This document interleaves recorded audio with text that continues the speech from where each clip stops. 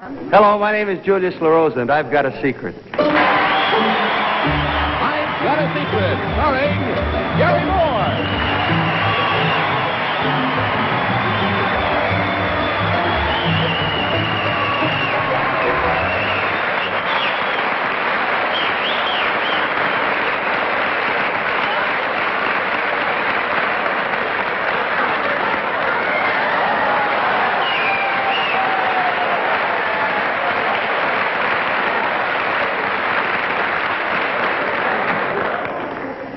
Ladies and gentlemen, I would like to appeal to you for a charitable cause.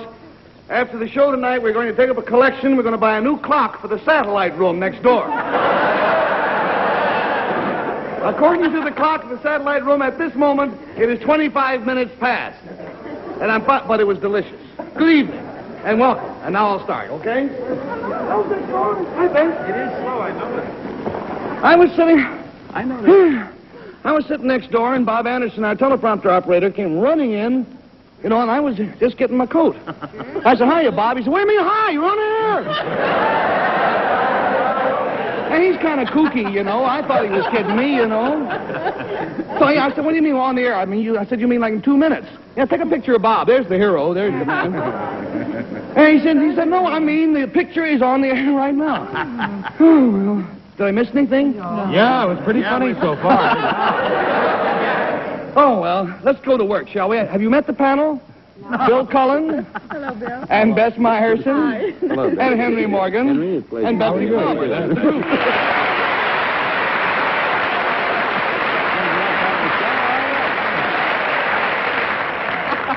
There's some steak left over there. It's very good. I didn't even bring the lemon peel with me. May we have our first contestant, please? Would you come in?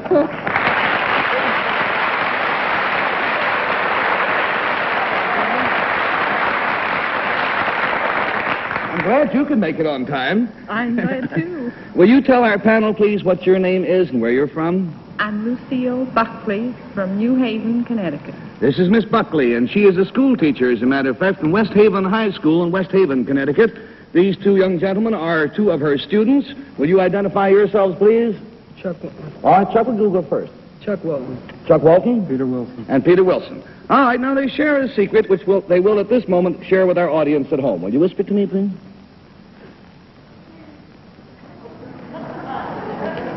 Yeah, no, that's interesting, but there must be more to it. Let's hear what the rest of it is. Now, how about that?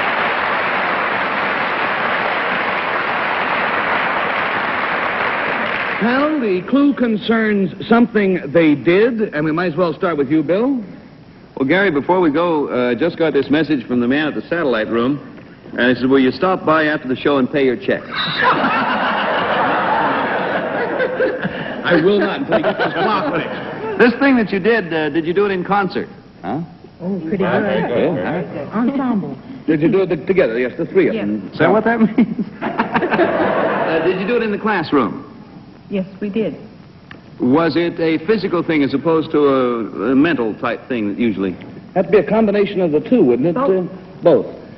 Miss Buckley, I'm going to go way out or take a long stab now, which you're never supposed to do on a panel show. But you haven't recently, it's ridiculous to think I've paddled either or both of these two fellows, have you? Have you spanked either of these two men recently? No. All right. I wouldn't want to try, and I'm 39. $20 down, $60 to go. Bess, dear?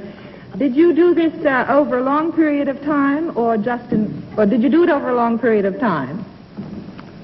Not too long. No, rather than, in one day. Not in one day. Was this a test of some kind, an experiment of some kind that was performed in your class? Yes. A scientific experiment? Yes. Did it have anything to do with our rockets of today, in that area of rockets and jets? No. Was there a peculiar odor in the classroom after the experiment? No? No. Strange question. $40 down, $40 to go. And we go now, please, to Henry Morgan. Yeah, I know. Did it have anything to do with staying awake? Staying awake? No. Did it have anything to do with crowding into a phone booth? Oh, no, you're talking about the current college fads. No. That is... Is it a mixed class? Are there boys and girls? Yes. Was it something you were doing in front of the class repeatedly? Yes. Now, In other words, the experiment took a period of time, and all of these, or many of the experiments were done in front of the entire group. did the experiment require that they be two young men? Yes. Did the experiment require that they be two young men? You could have done it with, conceivably we could have done it with one. 1, 3, 2 boys and a girl, anything. $60 down, $20 to go, and we go to Betsy. Well, Gary, you were late tonight, and I am late, like one day, to wish my daddy happy birthday. Oh, Is it all right if I may, though? Happy birthday, Papa. Now, Miss Buckley, back to business. Would it help to know what you teach? My father's birthday is the 3rd of April. I'd like to get it in ahead of time. Happy birthday ahead of time, Bob. Yes, it would. It would. Oh, no, please, no. Well, we've lost it, Betsy. We've How old lost is your $80. father, by the way? Well, I don't... He's in his 60s, I guess. Mine is going to be 75. Yes, yes. You fellas want to go to the satellite room and talk this over while I continue with the show here? While you're there, fix the Does clock? that have to do with cooking or sewing? No, indeed not. Miss Buckley is a science teacher, and the secret that she shares with her 2 young students is that they discovered a way to hatch Easter chicks in many different colors. Oh,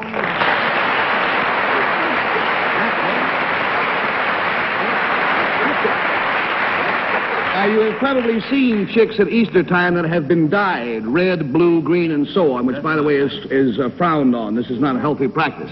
But these are different. These chickens are hatched that way. How did you accomplish this, Miss Buckley? By injecting the eggs during the incubation period. What they did, and I will give you a very crude version of what they did, was to take a fertile egg, they take a scalpel, make a very fine incision without injuring the membrane. Then they would take a hypodermic needle with vegetable dye and put that into the egg, and 21 days later, the egg would hatch. Now, if we will open the curtains, we will see what could be expected from an egg such as this, once hatched 21 days later.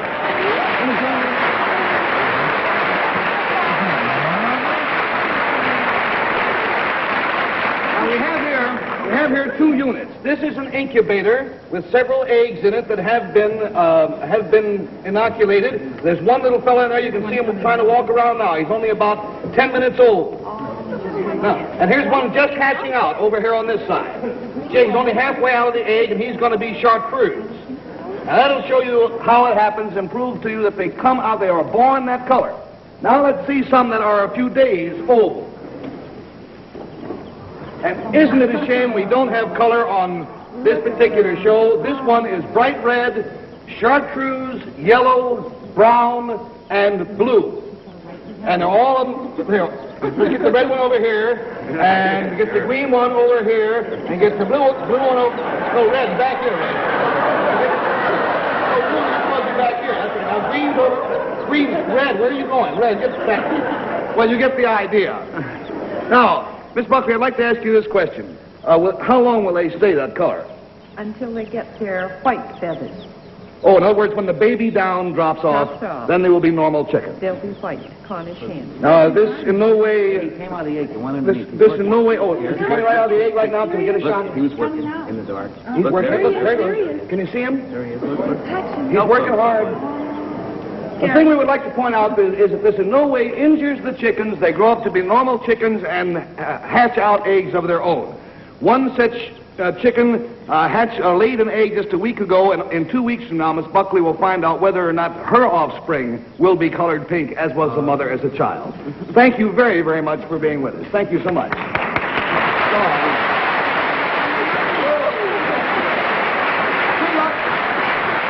And now may we have our next yacht medal, please.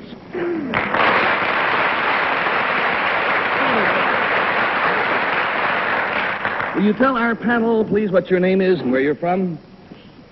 My name is Elmo N. Pickerill, and I live in Mineola, Long Island, New York. This is Mr. Pickerill, and he is from Mineola. Mr. Pickerill, if you will whisper your secret to me, the folks at home are anxious.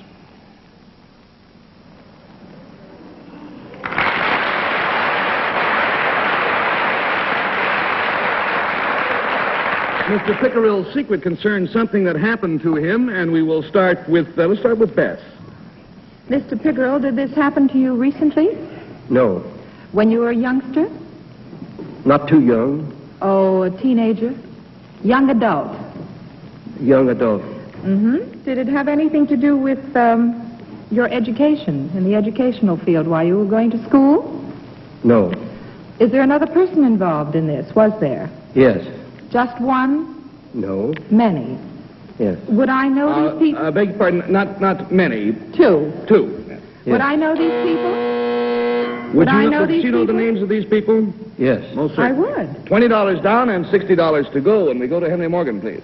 Are they a married couple today? No, Are they both men? yes, Are they known as a team? Yes. Their names are always coupled, yes. In show business, we'll say. no, Oh, no. oh no, Is it a name like Hammaker Schlemmer? Are they in business? not now, Were they?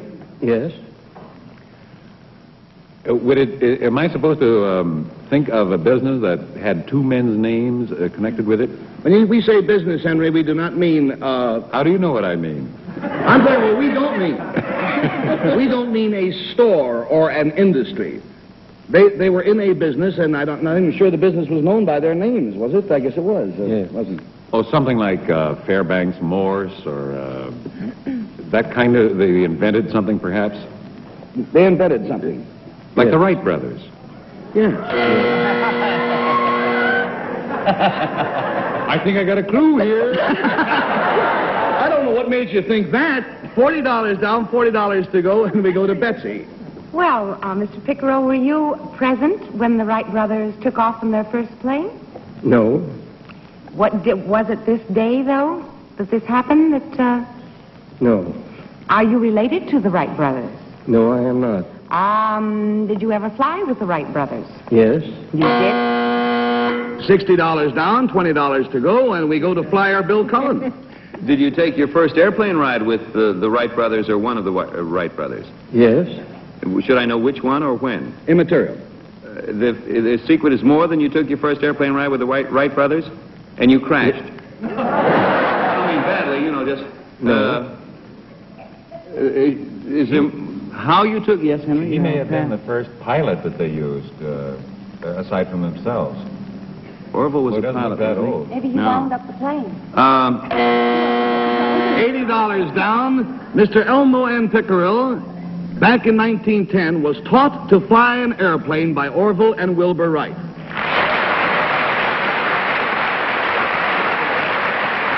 I have here a picture of the kind of plane that he flew in. What is this model, sir? it's a Wright Model B. Model B. Now, will you tell us how you happened to take your flight lessons from the Wright brothers and why you wanted to fly? Well, prior to 1910, nobody knew whether it was possible to send and receive radio signals on an airplane. And being a radio man, I wanted to find out, so I went to the Wright brothers trying to rent an airplane and the use of a pilot. And I was told that there was no airplane with sufficient power to fly two men and a lot of heavy radio apparatus. And the only solution would be for me to learn to fly so I could do away with the weight of a second man, which I did. And the first flight with radio apparatus was made on August 4th, 1910, when I flew from Mineola to Manhattan Beach, Long Island, and returned. The round trip was 40 miles, and it took me exactly 1 hour to make the trip. 40 miles an hour. Let me say that he worked with Marconi, he worked with Lee DeForest. He is a remarkable gentleman. He became so interested in aviation as a result of this that he commanded the 131st Air Squadron during World War I. He was commanding officer of the Air Force Base at Fort Sill. He was the chief test pilot for RCA for many years and is now involved in starting an air museum in West Hampton, Long Island. So you can see he is a busy gentleman. Sir, thank you for being with us. Here's the money you have won, the Winstons, and above all, our deepest respect. Thank you.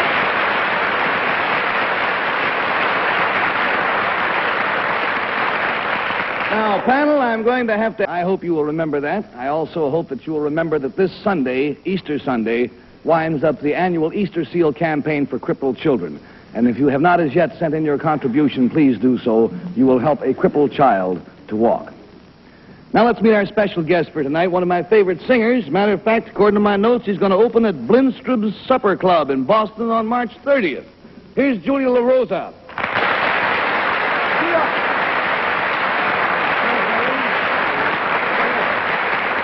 What can I do with these things? Well, wait, we'll just put them down here. What are you doing with these shopping bags? Well, I've been out shopping with my wife. She's been looking for an Easter bonnet. Oh, did she find anything she liked? Yes, but now I'm in the doghouse with her, Gary. What's the problem?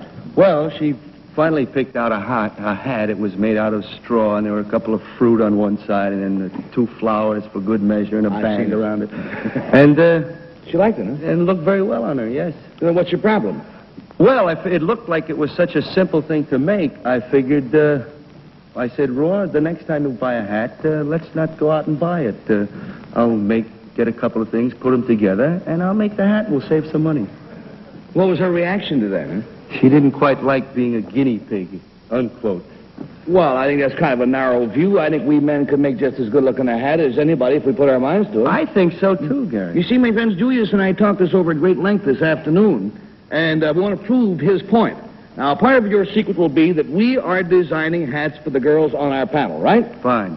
Now, comes the question, what are we going to make them out of? That's the second half of our secret. We will use the same thing that other designers use, which is anything. We will borrow objects from the members of our studio audience. Now, you're going to make a hat for Betsy. I'll make one for Bess Myers. All okay? righty. Now, incidentally, after I spoke to you this afternoon, Julie, I called the famous hat designer, Mr. Chanda. I told him about our little plan for tonight, and he got interested and excited. And at this moment, he is backstage making hats for the girls out of the same kind of materials we hope to collect from the audience. And we'll see whose hat turns out better. Wonderful. Now, ladies and gentlemen, we need your cooperation. We're coming down with these shopping bags and going to ask you to lend us things like your necktie, or flowers if you have them, or tie clips, anything we can use to be ornamental. We'll give you a receipt for them, and you can come backstage after the show and can collect your items, okay? Yep. Got your receipts, Julie? I do. Why don't you get started? Okay, Gary. Now, when you get this receipt, just hold on to it, and then right after the show, come backstage, and we'll see that everybody gets back whatever they have loaned us, like pencils, pens, anything in the world. I see Julie getting down in the audience there now. All right, Julie, you're on, my friend. Go. Thank you. You're welcome. Here's your, you show this backstage and you make sure you get your necklace back later. Thank Whoops. Yes, sir. Oh, good. That'll be fine. Thank you. Oops, yes. Admit that. I'm doing fine. I'm collecting, that's too You doing much. all right? Yeah, I've got a I just got a scarf from a lady over here. I forgot to give you the, And a gentleman over here is kind enough to lend me his beg your tie pardon? clip, a very pretty one. I'll see that you get it back. Here's your receipt, sir. Don't let me forget to give you a receipt. Now, here's a young lady who's going to loan me a pair of gloves. We'll put those in the shopping bag. Oh, 2 pairs of gloves, huh? All righty. Oh, don't forget your receipt. Well, do the receipts. Here you go. And for the lady here, this young gentleman has a flower. That's going to be very pretty. Thank you. And from this lady here, we have some beads. How are you coming, Julie? Julius, how you coming, boy? I just got a wrench, Gary. A wrench? Well, I've got enough stuff over here. Have you got enough stuff? And I'm all out of passes. All out of passes? Okay, will you send the panel back in, please? Julie, you start on up, will you? We should hide the things from the panel. Oh, yes. Yeah, don't let the panel see them. Okay. Hide the bag behind you. Hang on. Hello there, good friend. Yeah, by George, there's the panel. Behind your back. There's the panel, yes. Hello there. Hello there. What you got there? Oh, hang on. Hello. Friends, will you please put on your blindfold so that you cannot see what Julie is doing, because what Julie and I will be doing is what you're going to be guessing. I see. So, all righty? Okay. Let's get to work. Julie drops. We'll start the questioning with Bill Cullen, please, and it concerns something that Julius and I are doing. The thing you're doing, does it have anything to do with the time of year? Yes, it does, Bill. Oh, boy. How are you, Julie? I'm fine. How Good. have you been? Incidentally, yes, it is nice to see you all again. It's good to see you. Are you doing something that...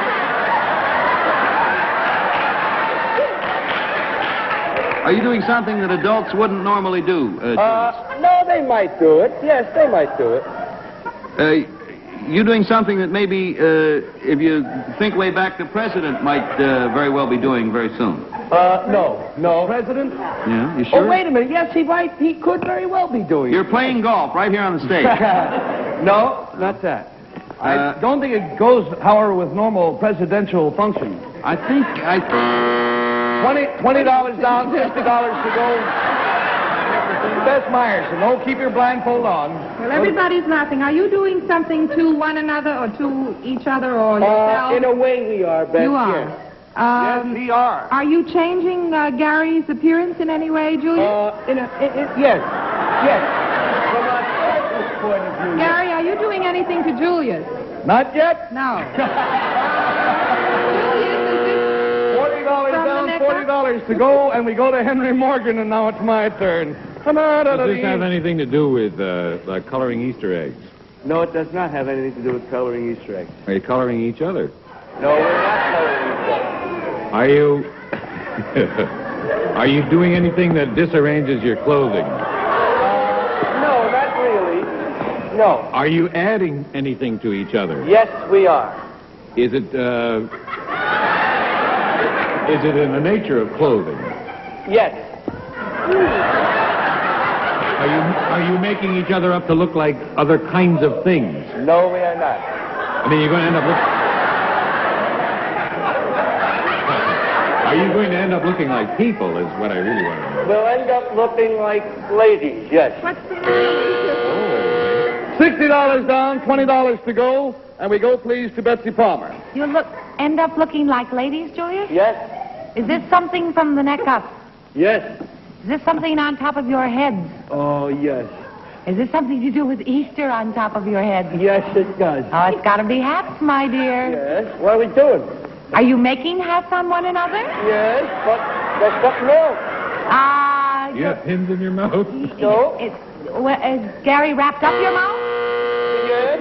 $80 down, and you may remove your blindfold.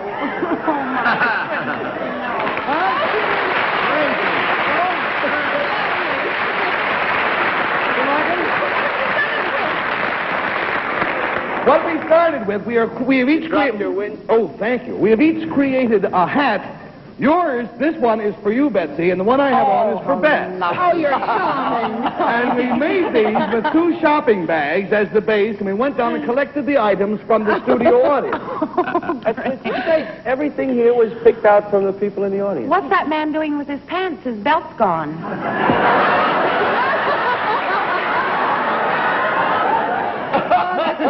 I didn't do a very good job, did you? I don't know. I think you look kind of stunning. Well, I tell you what, we didn't take any chances. We want you to look good on Easter, so we have backstage one of the foremost hat designers, Mr. Chandu, and he has created out of the same type of material, starting with the same shopping bag, he has created hats for Bess and for Betsy. So let's have Mr. Chandu open the curtains, and we'll see what he has created. Hello. How are you? Thank you. Got a job there. Want to bring this down, please? I understand that, as usual, we are in time trouble, so if you will take your hat, the first one, over to Bess and try it on her. Victim number 1 here. Yes? May start a whole new trend for the millinery business. Right. Look at that. My prize money on the hat. And one also for Betsy Palmer. Yes. And it is a Winston hat. It features cigarettes and holders on the front and a wristwatch in the front. And a wristwatch, if you please. My time and Winston time. Winston time, and there you go.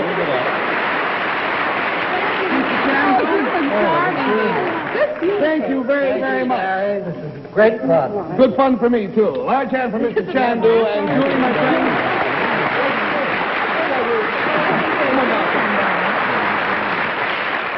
On behalf of Julious Rosa, on behalf of all of us here tonight, thank you so much for giving us a nice evening. We hope you had fun. Until next week, be very kind to each other, will you? And goodbye out there. This has been a Mark Goodson. Now stay tuned for the United States Steel Hour, which follows on most of these same stations.